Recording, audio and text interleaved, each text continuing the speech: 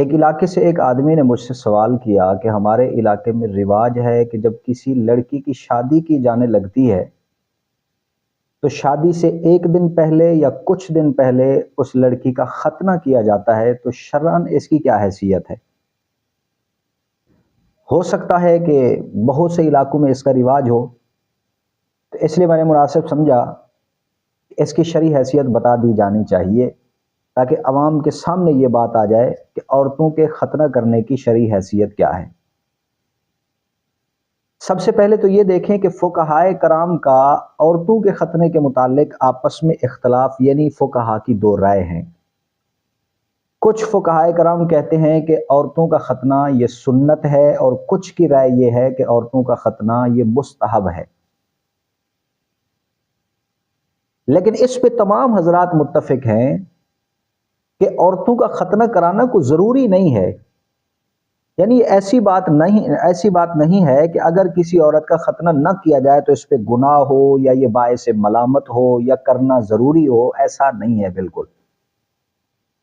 حضور علیہ الصلوۃ والسلام کے زمانہ مبارک کے اندر ایک عورت تھی جو عورتوں کا ختنہ کیا کرتی تھی۔ ایک دفعہ جب حضور کے سامنے آئی تو اللہ کے نبی نے فرمایا کہ عورتوں کا ختنہ کرتے وقت ذرا یہ احتیاط کیا کرو کہ کہیں چمڑا زیادہ نہ کاٹ دو۔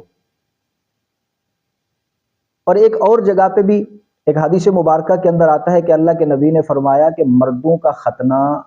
یہ سنت ہے، اور عورتوں کا ختنہ جو ہے نا یہ صرف مردوں کے لیے، یعنی عورتوں کے لیے یہ اکرام کی بات ہے۔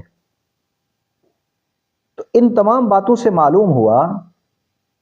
کہ عورت کے ختنہ کرانے کی کوئی تاکید نہیں ہے۔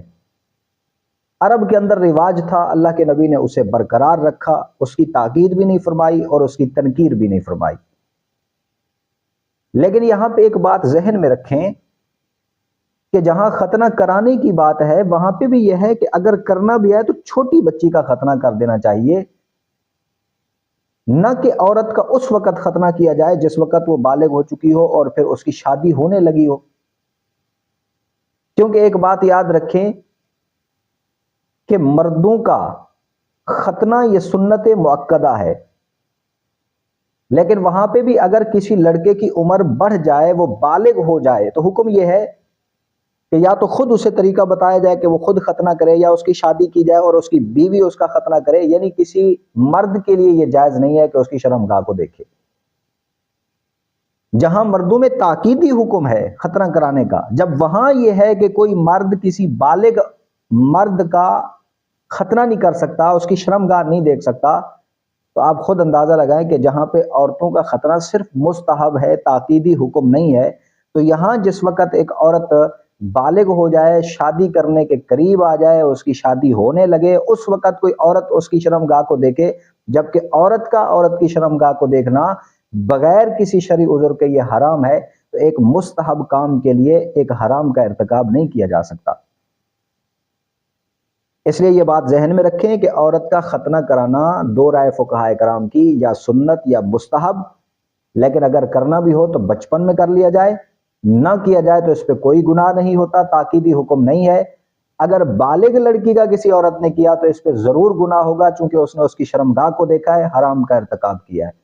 جن جن علاقوں کے اندر یہ رواج ہے اسے ترک کرنا چاہیے، کیونکہ اس میں فوائد کم اور مفاسد زیادہ ہیں، حرام کا ارتکاب لازم آتا ہے۔